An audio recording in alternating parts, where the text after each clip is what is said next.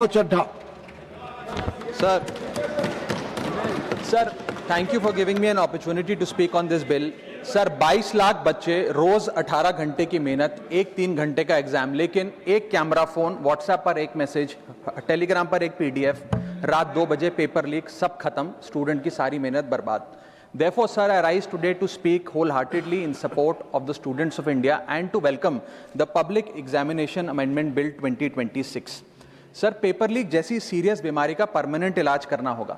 जैसे कैंसर का इलाज क्रोसिन खिलाकर नहीं किया जा सकता, ठीक वैसे ही पेपर लीक जैसी प्रॉब्लम का इलाज मीडिया साउंड बाइट से नहीं बल्कि इंस्टीट्यूशनल सॉल्यूशन से होगा, जो आज हमारी सरकार इस बिल के माध्यम से करने जा रही है by introducing India's first ever anti paper leak framework. सबसे पहले मैं नीट के स्टूडेंट्स को कुछ कहना चाहूंगा. आपका गुस्सा जस्टिफाइड है, आपकी पेन रियल है और आपको एग्जामिनेशन सिस्टम से जो कंप्लेंट है वो कंप्लेंट भी जेन्युइन है. Your voice matters. और जब आपने अपनी चिंता व्यक्त करी, अपना दर्द बताया, when you demanded, the honourable prime minister heard that demand, not just as a prime minister but also as a guardian, परिवार के मुखिया की तरह उस बात को सुना. Students demanded, government acted, historic decisions taken, systems changed. Sir, जब एक स्टूडेंट नीट जैसे पब्लिक एग्जाम की प्रिपरेशन करता है तब वो अकेला तैयारी नहीं करता, उसका पूरा परिवार प्रिपरेशन करता है. मां अपनी छोटी छोटी जरूरतें रोक देती है, घर का बजट कम करती है. पिता फैमिली की सेविंग्स को कोचिंग फीस, रेंट और टेस्ट सीरीज पे खर्च करता है. फैमिलीज को लोन तक लेना पड़ता है. और स्टूडेंट खुद कोटा, जयपुर, चंडीगढ़, दिल्ली, पटना जैसे शहरों में जाकर घर से दूर रहता है. दिन में 18-18 घंटे पढ़ता है, रात 2 बजे तक पढ़ाई करता है और फिर अलार्म लगाकर सुबह 5 बजे क्लासेस के लिए उठ जाता है. परिवार से दूर, कोई सोशल लाइफ नहीं, कोई त्योहार फेस्टिवल नहीं, सोशल मीडिया, फ्रेंड से दूर, और अपनी स्लीप और अपनी हेल्थ से भी कॉम्प्रोमाइज करता है, क्योंकि उसे पता है कि जब वो पेपर लिखेगा तो सिर्फ पेपर नहीं, अपनी फैमिली के लिए एक बेटर फ्यूचर लिखने जा रहा है. और फिर एक दिन एग्जाम की तारीख पर उसे पता लगता है कि 3 साल से वो जिस पेपर की तैयारी कर रहा था वो पेपर किसी ने पहले ही पैसे देकर हासिल कर लिया, पेपर लीक हो गया. और इस समय सर सिर्फ पेपर लीक नहीं होता, उस स्टूडेंट का मेहनत, उसकी ड्रीम्स, उसकी सेल्फ बिलीफ, उसका ट्रस्ट, उसकी एस्पिरेशंस, ये सब लीक होती हैं और उसकी मेंटल और फिजिकल हेल्थ पे असर पड़ता है. I understand that pain sir, because मैं खुद भारत के अभी कुछ साल पहले ही भारत के एक पब्लिक एग्जामिनेशन सिस्टम का स्टूडेंट रहा, चार्टर्ड अकाउंटेंसी का. And sir, because I have spent enough time in this house critiquing the government, I have earned the right to say my next sentence with full conviction and sincerity कि जब बात students की आई, when it came to our students and the youth of India, the government heard, the government actioned and the government delivered. Students का feedback लिया, students की demands को honour किया और ये डेमोन्स्ट्रेट किया कि सरकार स्टूडेंट्स के साथ खड़ी है. जिस उम्मीद के साथ स्टूडेंट्स ने अपनी मांग प्राइम मिनिस्टर साहब के सामने रखी, उस चिंता को, उस दर्द को समझते हुए तमाम एक्शन लिए गए, तमाम स्टेप्स लिए गए, जैसे कि शॉर्ट टर्म और long term steps. Number 1, paper leak के बाद इमीडिएटली री एग्जाम कराया गया ताकि साल बर्बाद ना हो. जांच सीबीआई को सौंपी, एसआईटी का गठन हुआ, स्पेशल इन्वेस्टिगेशन टीम, जिसने 13 लोग मेन किंगपिन समेत गिरफ्तार किए. मात्र 75 दिन में, आज से 2 दिन पहले जब 75 दिन पूरे हुए जांच के, चार्जशीट भी फास्ट ट्रैक कोर्ट में दर्ज करा दी गई. जांच को महीनों सालों लटकाया नहीं. 47 नेशनल टेस्टिंग एजेंसी के ऑफिसर्स को शंट आउट किया गया. एजुकेशन सेक्रेटरी का तबादला हुआ, यहां तक कि मॉरल ग्राउंड्स पे हमारे ऑनरेबल होम एजुकेशन मिनिस्टर ने इस्तीफा तक दिया और स्टूडेंट प्रोटेस्टर्स के खिलाफ जो केसेस थे उन्हें विड्रॉ किया गया. बीरीड फैमिलीज जिसके अपने किसी घर के बच्चे को, किसी स्टूडेंट को खो दिया, उसको कॉम्पनसेशन दी जा रही है. एग्जाम सिक्योरिटी प्रोटोकॉल्स को स्ट्रेंथन किया जा रहा है और अगली बार से यह नीट का पेपर ओएमआर शीट से नहीं बल्कि फुल्ली कंप्यूटर बेस्ड टेस्टिंग से कराया जाएगा ताकि remotest chance of paper leak भी एलिमिनेट कर दिया जाए. इसी के साथ साथ सरकार ने एक हाई पावर टास्क फोर्स का गठन किया है जो फर्दर रिफॉर्म्स अंडरटेक करेगी कि भारत के पब्लिक एग्जामिनेशन सिस्टम की इंटेग्रिटी को कैसे प्रिजर्व और प्रोटेक्ट किया जाए. और इसमें इंडिया के मोस्ट अक्लेम्ड एक्सपर्ट्स जैसे कि नंदन नीलकनी साहब को समिति में डाला गया है. इसी के साथ साथ डेटरेंस क्रिएट करने के लिए, अपराधी के मन में खौफ पैदा करने के लिए एक ऐसा कानून लेकर आज सरकार सदन में आई है जिसके पास होने के बाद कोई अपराधी सपने में भी यदि पेपर लीक करने का सोचेगा तो उसकी रूह कांप जाएगी।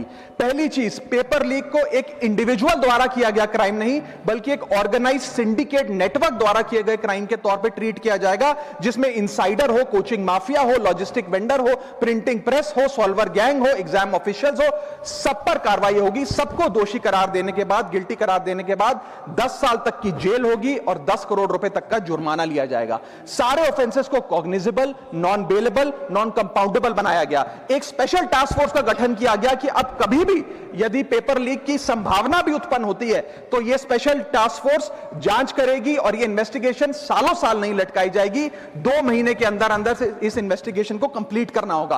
और इसी के साथ साथ फास्ट ट्रैक कोर्ट्स का गठन किया, जो ये इंश्योर करेंगे कि इसमें स्पीडी ट्रायल हो, डे टू डे ट्रायल हो, स्पेशल पब्लिक प्रोसिक्यूटर होगा, 3 महीने में पनिशमेंट सुनाई जाएगी। सर मैं बता दूं, हमारे देश में fast track courts heinous crimes के लिए बने हैं, जैसे कि क्राइम्स अगेंस्ट वुमेन, रेप और पॉस्को जैसे अपराध के लिए। आज हमने पेपर लीक को उस हीनियस क्राइम्स की कैटेगरी में ला खड़ा किया है सर। इसी के साथ साथ सर, इंस्टीट्यूशनल और systematic reforms will demonstrate zero tolerance towards paper leak, और इससे भारत की इंडियन पब्लिक एग्जामिनेशन सिस्टम की इंटेग्रिटी को हम प्रिजर्व और प्रोटेक्ट कर पाएंगे। ये सब इसलिए हुआ because sir there is nothing more important than the students and their future.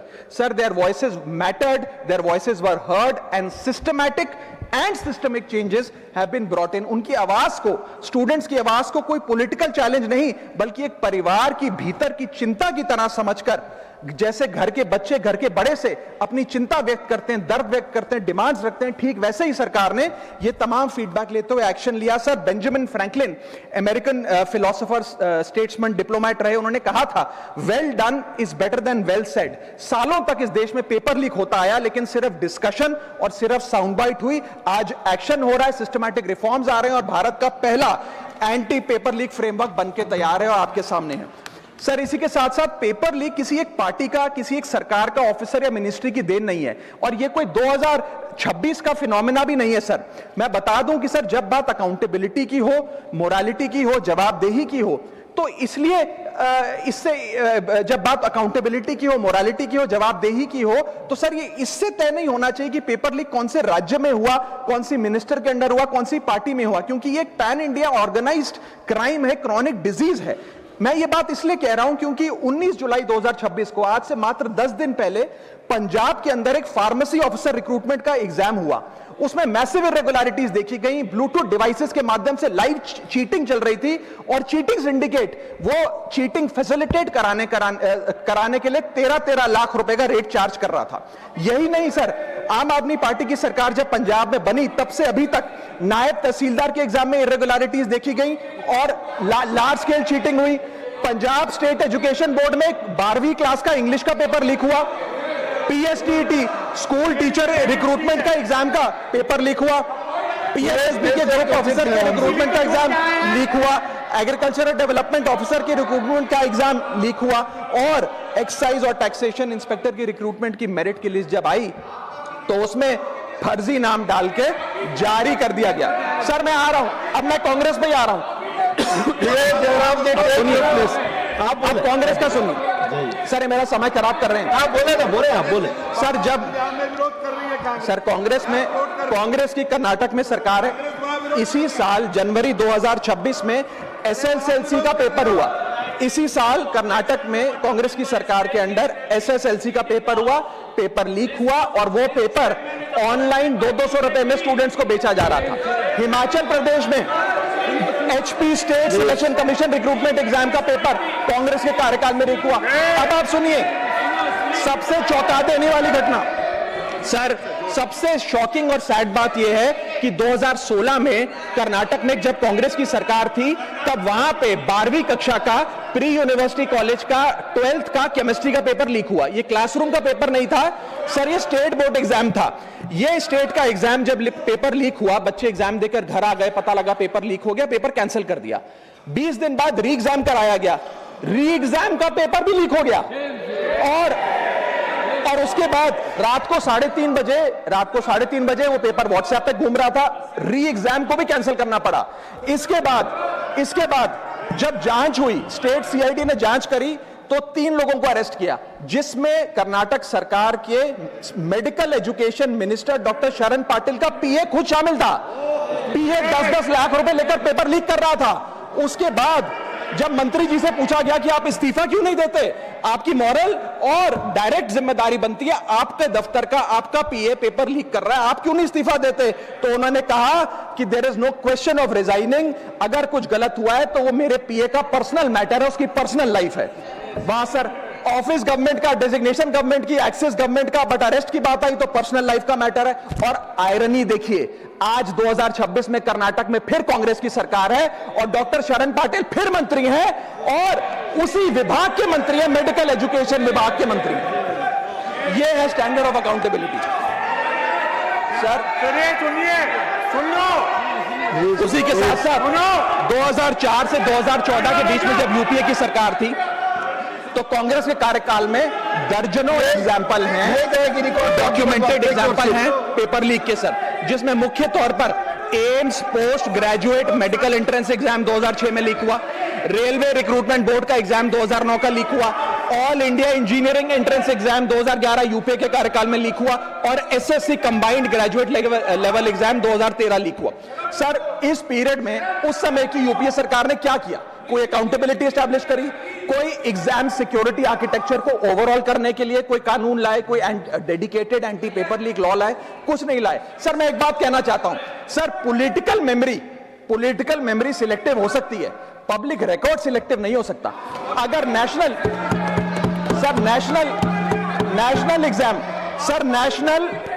Exam का पेपर लीक अगर नेशनल क्राइसिस है, जो कि है, तो सर ऑपोजिशन रूल्ड स्टेट का पेपर लीक एक लोकल इंसिडेंट कैसे हो सकता है? सर स्टूडेंट में तो फर्क नहीं होता। अगर नीट के स्टूडेंट्स का पेन जेन्युइन है, जो कि जेन्युइन है, तो सर पंजाब के फार्मेसी एग्जाम के स्टूडेंट्स का और कर्नाटक के एसएलसी एग्जाम के स्टूडेंट्स का पेन भी जेन्युइन है। स्टूडेंट का पेन पार्टी देखकर चेंज नहीं होता और ठीक उसी तरह रिफॉर्म और अकाउंटेबिलिटी भी पार्टी देखकर चेंज नहीं हो सकती। अब मैं स्टूडेंट्स के बारे में कुछ कहना चाहता हूं। सर देयर वॉइस मैटर्स, उनकी मांगे जायज हैं।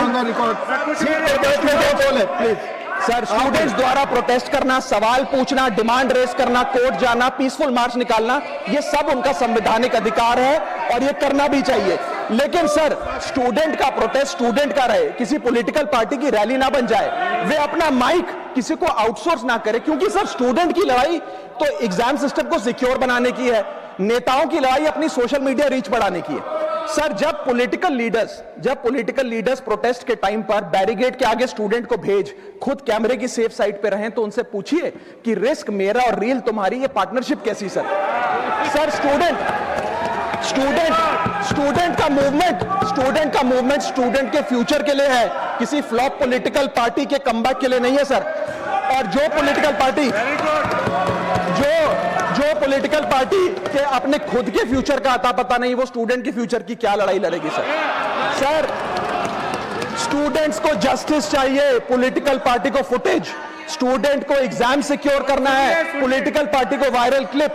स्टूडेंट का सवाल फ्यूचर का है, नेता का कैलकुलेशन अगले इलेक्शन का। इसीलिए मैं ऑपोजिशन पार्टीज को कहना चाहता हूं, don't use students emotion for your political promotion. ये लड़ाई बीजेपी वर्सेस कांग्रेस नहीं है, ये लड़ाई मेरिट वर्सेस माफिया की है, मेहनत वर्सेस सेटिंग की है। और सर एक बात और, सर आज हमारे स्टूडेंट्स पर पढ़ाई का बहुत स्ट्रेस है। हमारे समाज ने, हमारी सोसाइटी ने आज बच्चों का, क्योंकि हम बेस्ट चाहते हैं, अपनी बच्चों से पढ़ाई संबंधित एक्सपेक्टेशन को प्रेशर में बदल दिया है। और ये प्रेशर सर स्कूल से ही शुरू हो जाता है। जब बच्चा 10वीं क्लास का बोर्ड का एग्जाम दे रहा होता है तो बोला जाता है ये क्रिटिकल ईयर है, अच्छे मार्क्स लाने हैं, नहीं तो स्ट्रीम नहीं मिलेगी, पूरा करियर बर्बाद हो जाएगा। 12वीं क्लास में जाता है तो प्रेशर और बढ़ता है, बोला जाता है ये लाइफ का टर्निंग पॉइंट है, आगे की जिंदगी कैसे डिसाइड होगी। जेईई, नीट, सीयूईटी, तमाम एंट्रेंस एग्जाम की तैयारी का प्रेशर अलग।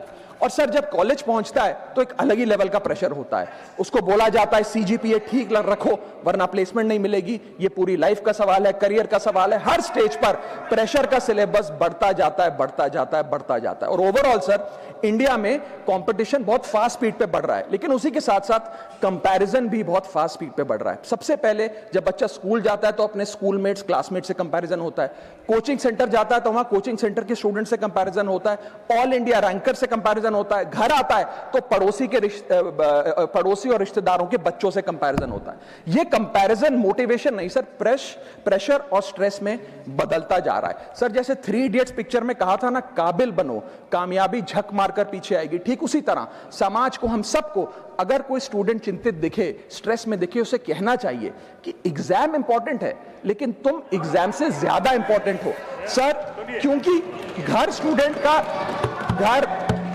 स्टूडेंट का सेफ स्पेस होना चाहिए सर, दूसरा एग्जाम सेंटर नहीं। और एक रैंक सर एक रैंक रिजल्ट डिसाइड कर सकती है बच्चे का, उसका फ्यूचर नहीं, वैल्यू नहीं, उसकी पूरी जिंदगी नहीं। और अंत में sir I just take 1 more minute sir, अंत में मैं अपने वेल विशर्स को भी कुछ कहना चाहूंगा जो पिछले कुछ समय से मुझे कह रहे थे कि राघव आप नीट के इशू पर कब बोलोगे, आपको हम सुनना चाहते हैं। मैं बड़ी हम्बली कहना चाहता हूं सर, जब मैं ऑपोजिशन में बैठता था तब सवाल मेरा हथियार था, आज मैं ट्रेजरी बेंचेस पर बैठता हूं, आज सोल्यूशन मेरी जिम्मेदारी है। मैं भी रोज कैमरे के सामने आकर साउंड बाइट दे सकता था, लेकिन मुझे हेडलाइन नहीं सर, मुझे आउटकम चाहिए। और जब मैं ऑपोजिशन में था तब मेरा काम इशू रेस करना और सवाल उठाना था, और पूरा सदन और आप जानते हैं मैंने वो काम पूरी ईमानदारी से किया। लेकिन आज मेरा रोल कैमरा के सामने अटेंडेंस लगाने का नहीं है, मेरा role is my focus is to fix the system. इसीलिए मैंने अपने आप से एक वादा किया, I made a promise to myself कि मैं इस मुद्दे पर पार्लियामेंट में बोलूंगा, और उस दिन बोलूंगा जिस दिन हम प्रॉब्लम सॉल्व कर रहे होंगे, सोल्यूशन लेकर आएंगे, when the system is getting fixed, and today is that historic day when the system is getting fixed। और सर बिकॉज आज जो रिफॉर्म्स हम लेकर आए हैं, जो सरकार सदन में लेकर आई है, वो इतने जरूरी हैं क्योंकि इन रिफॉर्म से सिस्टम और मजबूत होगा, पेपर और सिक्योर होगा, एग्जाम फेयर होगा, मेरिट का सम्मान होगा, माफिया जेल में होगा, सरकार पहरेदार होगी, कार्रवाई दमदार होगी, स्टूडेंट्स की जीत होगी, माफिया की हार होगी। जय हिंद। श्रीमान जोश के मनी।